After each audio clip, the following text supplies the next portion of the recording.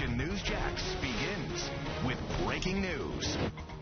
At least a couple dozen squad cars surround a pair of motels on the west side near the Clay County border. Deadly officer-involved shooting took place 6 hours ago or so. The video from this afternoon shows really too many cars to count from a perspective across the street. And now a live look at the Quality Inn right now. A presence, but not quite like it was when Action News Jax was first tipped off about the shooting. We were the first ones there. Now, we know an officer has minor injuries, and police say that the suspect is dead. I'm John Bachman. I'm Tanika Hughes. Action News Jax is working to figure out some of the unconfirmed details tonight, but here is what we do know for sure. Police were called 4 times today for the same suspect at that same motel. Investigators say the suspect got a hold of an officer's taser and actually tased him, and then after that, shots were fired by the officer, and then the suspect was handcuffed, and then CPR was performed. JSO says that is standard protocol. Well, that's part of our live team coverage tonight. Our law and safety expert joins us in moments. We begin with Action News Jax Ryan Nelson, who's been on that scene for hours. Tonight, Ryan, still a lot going on. And John, hours after this shooting, there's still a significant JSO presence here at this Quality Inn off Youngerman Circle. And in the last few minutes, we actually saw the medical examiner arrive on scene as well. And here's what we learned from police. And just over the last hour, police say officers responded to 4 domestic calls involving the same suspect today. JSO says the suspect refused to follow commands, and investigators say there was a fight between the suspect and police, and the suspect can be heard on video saying, quote, "I'm going to kill you," and the officer saying, quote, "He's going for my taser. He's got my taser." JSO says Officer J.H. Wing fired his gun multiple times, but the suspect kept advancing and lunged at the officers. That's when police say Wing fired more shots, and the officer suffered a bruise to his face and a contact wound from the taser.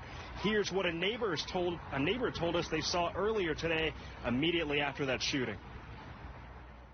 When I saw him, he was already laying on the floor, all shot up and everything, bloodied.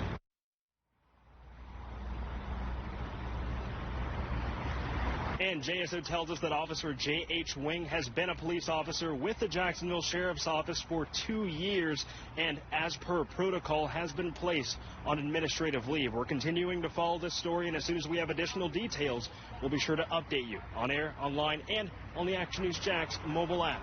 Reporting from Argyle Forest, Ryan Nelson, CBS 47 Fox 30.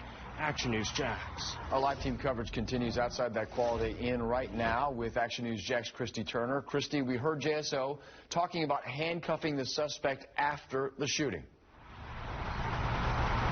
The Jacksonville Sheriff's Office says that's standard policy to protect not only the officers, but the community. Here's JSO's Chief of Investigations talking about why the suspect was handcuffed after he was shot by the officer.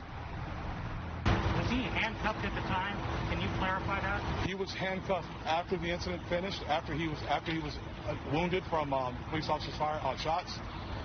That is a policy, that's a procedure that we do because we don't know, we're not medical professionals, and we don't know whether that person's injured or whether they'll get up and try to harm the officers or anybody else that's around. I also spoke with the Action News Jax law and safety expert Tel Carson about this standard procedure. He says it's in place because there are a lot of unknowns while these situations are unfolding. And the individual could get back up, and he's already demonstrated a desire to hurt you. He could try that again, and he may in fact be armed. So we don't know these things as we're police officers. And so it's a dangerous situation. The Action News Jax law and safety expert says the body camera footage worn by the officers will determine exactly what happened here. Reporting live on the west side, Christy Turner, CBS 47 Fox 30 Action News Jax. According to Jacksonville police records, this is the 3rd officer-involved shooting in 2021. It's also the 2nd officer-involved shooting. Any new updates we get, including the suspect or officers' identities, which we know one of them, Officer Wing, will continue to post that information on actionnewsjax.com. A 9-year-old girl on the stand testifying in George Floyd's death. It is day 2 of the trial against ex-Minneapolis police officer Derek Chauvin. Witnesses are coming forward. A few of them, including that little girl, are seen here while officers surround Floyd. TV crews chose to keep the girl's face away from cameras, but listen to what she said. When you came out to where your cousin was and you saw George Floyd, was there a policeman there? Yes. Do you remember what the policeman or policemen were doing? Putting a knee on neck with George Floyd. If I showed you a picture of a policeman, why don't I just do that? Exhibit 17.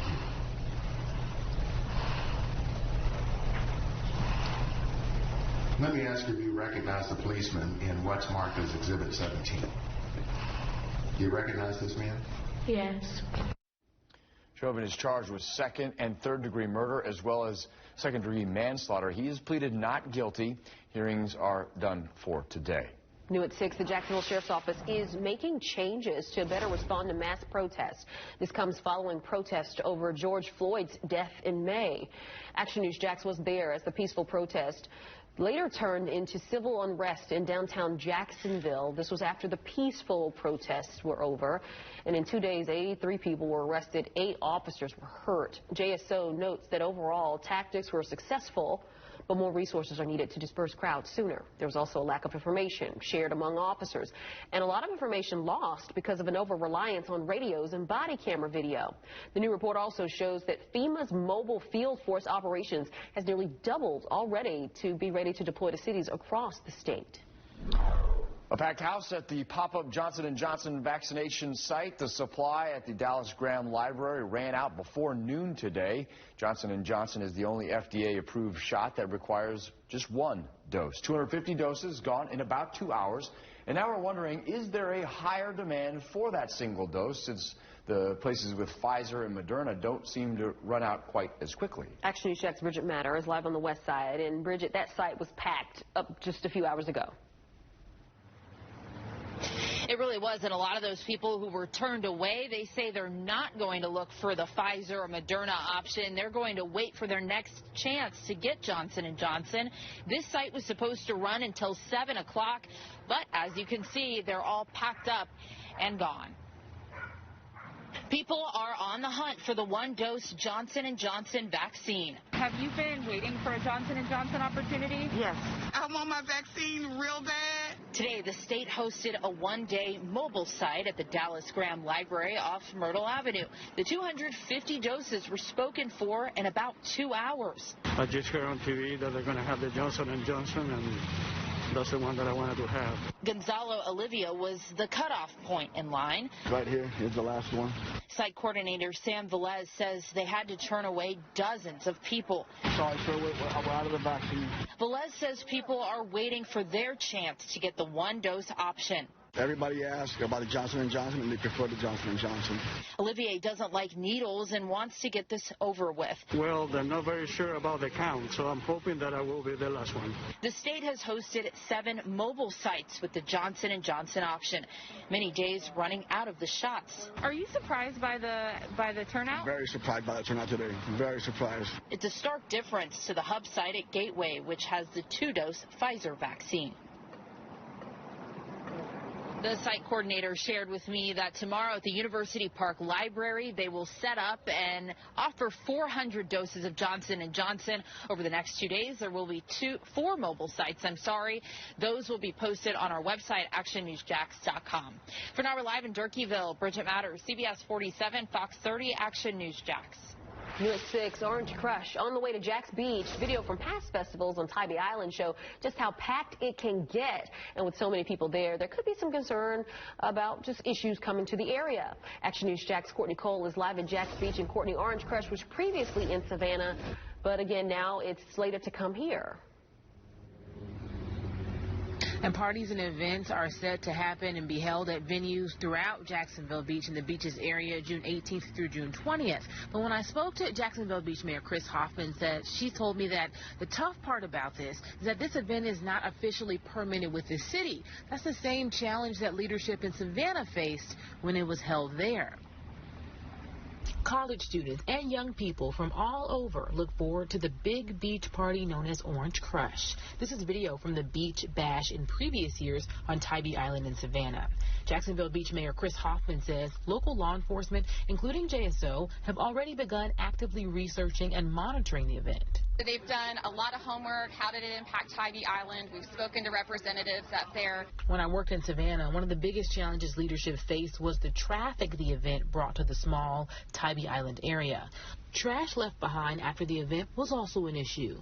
I spoke to a group of young visitors who tell me they don't think that the bad action of some should represent everyone. Not all of us are inconsiderate. Like, some of us actually do care and will clean up and stuff like that. Yeah, these days most young people are more mature, so yeah, you wouldn't have to really worry about it. While the event appeared to be organized, it was also never officially permitted with the city. Mayor Hoffman said they could potentially face the same issue. We'd love to work with them and to have it, to make sure we have as safe and as fun event as possible, but unfortunately they're just not going through proper channels at this time.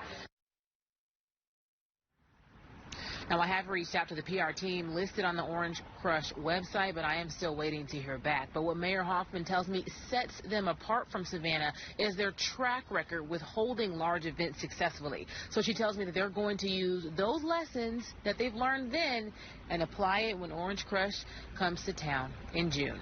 Reporting live in Jacksonville Beach, Courtney Cole, CBS 47, Fox 30, Action News Jax. Orange Crush doesn't happen until June of this year, so if you have questions between now and then and you want us to try to answer them for you, you can email us at news@actionnewsjax.com. Just into the Action News Jax newsroom, 911 calls for help in the moments a historic black church caught fire in Orange Park. We told you last Thursday St. Simon Church was destroyed, and now we're hearing the panic to save it. The fire of Glory Circle. It's an okay. In where? In the St. Simon Church, there's a bucket. Is it the church that's on fire? Yeah, the St. Simon Church, and it's coming over to houses. Firefighters suspect arson could be a cause of this fire since the church was not being used for in-person services. Anyone with tips asked to call Crime Stoppers. That number on your screen, 866-845-TIPS. The barge stuck off the coast of Hanna Park is still there. Take a look at some new photos. You can see it submerged in about 30 feet of water after it hit some rocks last week. This is about a mile south of the St. Johns River. The Coast Guard says it is monitoring 500 yards around the ship for environmental damage, but nothing yet. From the Action News Jax First Alert Weather Center, I'm Chief Meteorologist Mike Burris. The good old temperature roller coaster over the next few days in your First Alert forecast. More money for local daycares. Ahead at 6 in your weekly Kid Care report, the new presidential plan to support those taking care of our children.